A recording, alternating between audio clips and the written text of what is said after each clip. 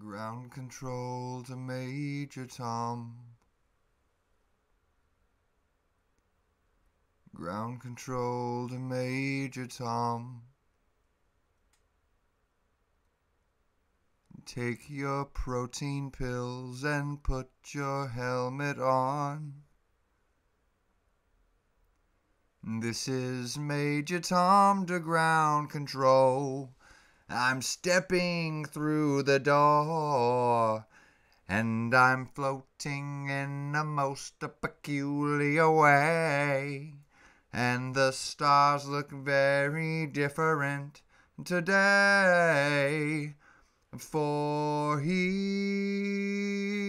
I sitting in a tin can, far above the world. Planet Earth is blue and there's nothing I can do. Welcome to episode 40 of Tremendous Opinions Podcast. Real nice and proper intro. I did not know what that song was apart from Mr. Deeds for the longest time. And for whatever reason it's been on my mind. Figured I'd rock the house with that to open up the pod. Ya boy, Chester Witwicky here to captain this ship. Man this one into battle this afternoon. I have a real nice podcast lined up for you. I really did not plan on doing this at all until I watched the Kanye documentary, part 3. The last part is out on Netflix. If you haven't watched it, check it out, dude. It's one of the more inspirational things, and I'm not one to sit around and watch Gary V for inspiration. I don't need inspiration to do what? You know, I'm not a world beater. But that was very inspiring. From Cootie, the guy that made the documentary, and Kanye, that was very well done. Well done, Netflix.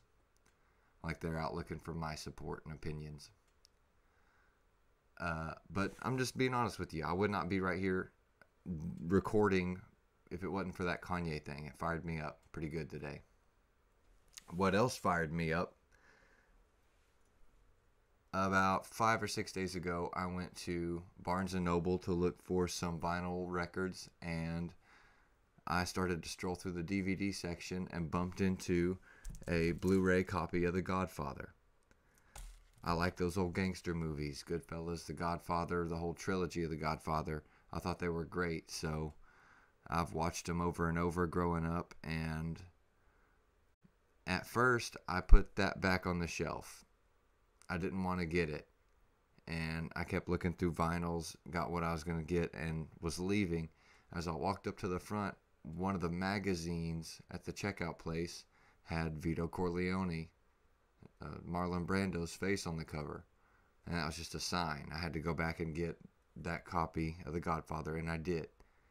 So leaving, I think I got on Instagram or something when I got back home, and one of the paid sponsorships or whatever was The Godfather in IMAX. It's been 50 years since this movie came out, and they're going to play a few showings in IMAX, and I loved that idea. I would go to see some of my favorite movies in the theaters if they came back out. I'd always thought that, like Indiana Jones or Blade or something like this in IMAX or the movies. Of course I'm going to go.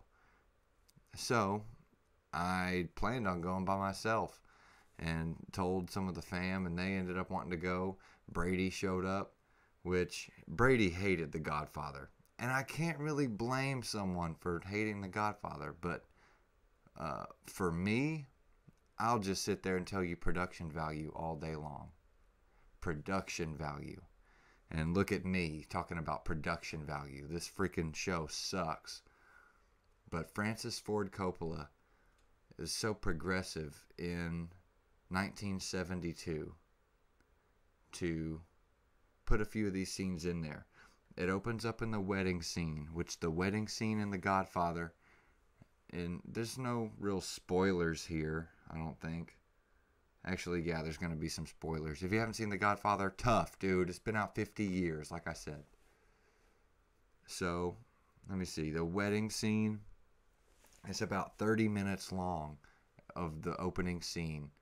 It's at Vito Corleone's daughter's wedding, and there's so many things happening, taking place, like character introductions, but it's so beautiful the way it's shot, and it makes it feel like it's a natural, traditional Italian wedding, what those would have been in that time period. Luca Brasi, him going over his speech that he's going to give. He's so nervous to talk to the Godfather that he's sitting there outside going over his speech like 18 times. And it's just a little paragraph and he still screws it up, dude. That still gets chuckles in a theater years and years later. But just the detail in the movie. Like, Luca Brasi is such a big dude. And I know that they had to tamper with the audio when they recorded this. Like, when he's walking through a hotel, you could hear the wood creaking in his shoes. And he's such a big Italian dude. He's like so big and so heavy that it makes the shoes sound a certain way. And it's just intimidating. It sounds like Ray Lewis is walking down the tunnel, listening to Luca Brasi walk through that hotel lobby. And maybe I'm just a nerd and I'm diving too deep into things. But I pick stuff up like that watching these movies. And when Michael Corleone's in the bathroom, he's about to shoot two dudes. And just the fear and anxiety takes over and he can't hear anything. He can't think straight. And you just hear the audio of the train going by. And it comes and goes. You know, when he walks out of the bathroom, it goes away. And then he's sitting there just thinking about what he's about to do. And the train comes back. All you hear is that train. And it's very thought-provoking in the way that they put this stuff together. And again, I could just be a moron, not knowing what I'm talking about, diving way too deep into things. But I feel like for 50 years to have gone by, a lot of that still holds up. Yeah, it was 3 hours long, and yeah, they could have trimmed some fat off here and there, but wow, what a movie, and what a chance I got to see it in IMAX. I would have had no clue. I'm super glad that I did that. So, The Godfather, that also inspired me this week. Oh yeah, I want to talk about the crazy look in your eye. So, when Michael Corleone's sitting there, you just see it. He has his broken jaw and he's all swollen up, but he's not even listening to what these other guys are saying. He's got that crazy look in his eye. And I'm going to have that same look in my eye on Saturday. I just found out about 40 minutes ago that your boy, unofficial brand ambassador Chester Witwicky, will be in attendance at Coach K's last home game. I haven't even processed it yet, man. I'm going to cry. I'm sure I'm going to cry at that basketball game. I'm a psycho. Dude, this is just impossible. You know how many UNC and Duke basketball games I've watched in my life, and how many places I've watched them? I remember one of Michael Jordan's old roommates came out to Oklahoma to do a Crossfire basketball camp. And, it was a couple of guys that did the Crossfire basketball camp. And they were out there, and they were playing, like, horse. Like the most legendary game of horse with my dad. We were watching the UNC Duke game on a projector. That was like a big 20-foot projector on the side of the gym wall, and we were playing ball and like during and in between the game. And just so many good memories growing up watching UNC Duke, and it's so deep to me, dude. I'm gonna try not to get beat up and tossed out of there. It's such a tight place. I can't yell and say the things I normally would at the UNC game. Oh man, yeah, this is so cool, dude. And I we only got one ticket, so it was either me or my dad, and my dad said it was going to be me to go, and I told him to go, but he just insists on letting me go. This is a once in a lifetime thing. Wow, man. All thanks to the Mannix, Brady and them. Which, go to FanJoy right now. I have terrible posture. Lord knows. God, wake up, kid. Get it together and doing a freaking show here. Oh, I need a cigarette. Thank you to the Mannix, man. It's been nothing but an honor and a pleasure this year to jump around with you guys and go to Waffle House. Dude, Brady's senior night. I didn't even write down senior night on here. So Brady, the other night, dude just went off. We had great tickets, great seats. Like, we didn't get down there with the will call, but still, we showed up. Of course we're going to show up. It's the big boys' senior night, dude. He's about to blend somebody up on national television. So we pile up, fire our car up, and go on down there. We're jumping up and down. Brady had, like, back-to-back dunks. Matchup between those two teams, as we saw a couple of weeks ago, and a beautiful find from Leaky Black. No look. Flex on the baby. Buddies, like, hitting threes all over the place. And at the end of the game, dude, they beat Buddy Boeheim. I can't stand Buddy Boeheim. He's up there with freaking Coach K, dude. Just an evil, like, Machiavellian, hunched over gargoyle type of human that you would think he's related to Biden. Like, he might be one of those lizard people that QAnon talks about. I don't know what's up with Boeheim's situation. He needs to go to like a 3-day spa retreat somewhere. Look at me talking about other people, what they need to do. I look like I washed up on the shore somewhere. I need skin treatment. Anyhow, Brady, senior night, his parents get invited out onto the court, and I'm taking videos and pictures like a moron, yelling stuff like they could hear me. And Brady proceeds to go out there and lead the game in scoring, I think. I can't even, well, not the game. There was some guy for what's his name, for Syracuse that just went off. He had like 40. I don't know what the deal was with that guy. But Brady had back-to-back dunks. He's dropping threes. Dude, he might be the best passer in the ACC. And that's no cappuccino. Keep the cappuccino. Best passer in the ACC. Hands down. It was so fun to watch him succeed. And not only that, but have his teammates happy for him. Like, they're a team now. At first, they were strangers. Like, we're just showing up to play basketball. But now I feel like they're friends. And who am I? I'm just an onlooker. But at the same time, dude, I know what I see. They're happy for each other. And they had a big time. And dude, it's been so long since I've seen a Tar Heel team dance in the locker room. Roy Williams used to do that. He used to sneak into the locker room and do his little, and do his little jig. Roy would approve of this. He used to be sponsored by Coke. It was so fun to be there, man. Such a good year, a good cap to our home games this season. We got one big one left. And your boy Chester Witwicky will be in that thing with some Manic merch on, jumping up and down, ready.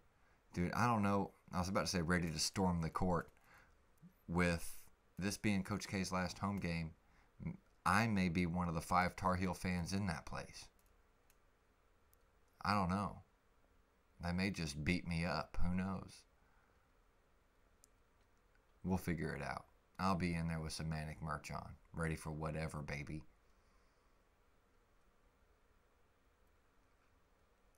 In there like Vito Corleone. I'm a moron, dude. No one watches The Godfather anymore. I suck at keeping to my notes. Michael Corleone had the crazy look in his eye in the place right before he shot the cop in Barzini. Not Barzini. What's his freaking name? Who knows? I've watched Godfather 1 and 2 in the past 2 days. So I got all the mob names in my head at this point. So whoever he shot, he had a crazy look in his eye. And I know crazy look in the eye. I used to work at a gas station for like 5 years. There was a time where I was working the overnight shift, and that's just, the freaks come out at night, dude. I see crazy look in the eye. I understand it. And young Al Pacino did such a good acting job in those movies. I understand why he's a quadrillionaire just counting 20s somewhere. He earned it. Al Pacino, dude, what a savage. I've seen crazy look in people's eyes. There was a guy that came in and stole cigarettes. I think it was me and Riley were working. We were around the corner behind the thing. We hear the bell ring. Someone had come in the door, but we didn't pay no mind. We come around the corner, buddy's over there just taking cigarettes and just runs away. And me and Riley aren't going to chase him. Riley's very much like myself. We just sit there and giggle all night. We're not invested enough in our gas station job to chase a perpetrator who stole cigarettes. So we just sat there and laughed about it. But that wasn't the end. I mean, me and Pac-Man were working one night, and this crazy jacked out dude, like he was on something. He came busting through the doors. He said, "Quick, I gotta hide, I gotta hide, I gotta hide." I don't know if he was trying to hide from the cops, trying to hide from someone trying to shoot him. I didn't know. So Paxton said at first, he said, "Bathroom." And the guy we had a little bathroom back there, like an employee bathroom, and he hid in there. And right when he shut the bathroom door and locked it, the door just swung open, and it was his girlfriend. And she cussed us out. She's, "Where is he?"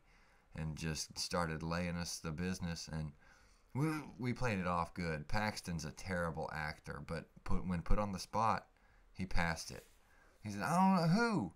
And he said, "The guy that just came in here." She said, "No one came in here." And she's like, She like looked at him like she was about to kill Paxton. And he said, "What do you mean? There's nowhere to hide in here." And she like looked behind the counter and didn't see him. And she like pointed at him and left. And we knocked on the bathroom door, and he was so scared. He didn't even want to come out of the bathroom. Like, we got him to come out, and he like barely opened the door, and he sprinted. Like, we showed him the back door, secret door out of the back, and he sprinted back into the darkness wherever he came from, in the opposite direction of that lady. Both of them were jacked up on something, looking crazy. And when I was in the mountains of North Carolina, both of those times were in Oklahoma. When I was in North Carolina, dude, this is disgusting. I guess I was going to pee or something, and I went to the bathroom at the gas station, and it was like during the night shift, and there were pajama pants with like, it was gnarly, dude. Like doo-doo pajama pants were left in the bathroom. So I was left to wonder, because there wasn't a lot of action that night. I remembered it. There was like no one coming in there. So, one, I would have to see someone walking in with a separate pair of pants to make it back out regular, you know? Because if you just take off your poop pants and leave them in the bathroom, what are you going to wear out of the bathroom? You can't just wear undies, little camo undie wears. You have to bring shorts or pants with you, and I didn't see anyone with pants. So, or you can just leave. I didn't see anyone leave naked, and didn't see anyone walk in there with a second pair of pants. So Explain to me how some doo-doo pants got left in the bathroom and there's no suspicion of anybody. And I wasn't like slacking on the job. I'm in there. I like mingling with the people. I'm not like blowing it off like one of these kids you see working today at the gas station. I liked it. So I'm in there talking to people. It makes the time go by faster. I don't know. But you see crazy people working the night shift at the gas station. I don't know how I got on that long freaking tangent. I suck.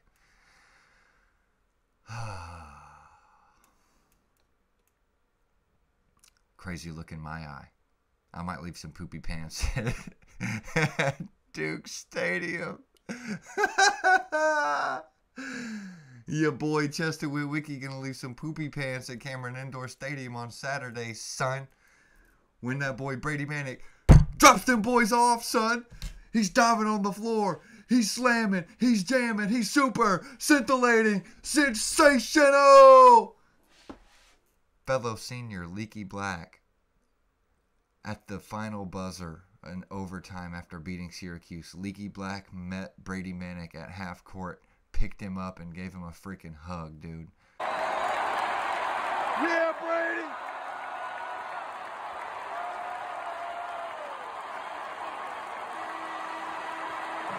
They love this big blender, Big Bowie. Him is a big him Bowie, and him's got new merch at fanjoy.co/Brady Manick. Get that Manic Monday gear, baby. I got the hat and the shirt on the way, and I'm about to order the hoodie, too. He showed me the hoodie. It looks nice. It's a slightly different version than the other hoodies I have. I'm so bad at podcasts. This is getting ugly. As a grown man, I'm going to cry tears of joy at Cameron Indoor in my poopy pants. I might just wear them home. I'm not going to leave them. I'm going to wear them home. It's okay. I have friends that's done worse. And you know who you are. I know Coleman's done worse. Oh. I'm trying not to get too fired up because I felt a little movement in one of the tubes of my heart earlier today when I was smoking cigarettes. And I definitely want to make it to Saturday. If I have an issue and I go down hard on Sunday, that's no problem. I won't even fight to make it back. Just let me make it to Saturday. Can't wait to just soil my britches at the Cameron Indoor Stadium. It still hasn't settled with me. I should be more fired up than this. I should have just picked this table up and flipped it across the thing. Your boy's fired up. I'm going to put something nuts on Instagram Live. I might be jumping up and down and just have a convulsion over there. I might just snap my neck. I don't know. I'm going to be going nuts, though. You're going to see me on national television. Be looking for the boy Chester Witwicky. Dang it, dude. What was the name? I had another name thought up before this podcast that was tremendous. Okay, I thought about it, and it's not as good as Gerald Corleone.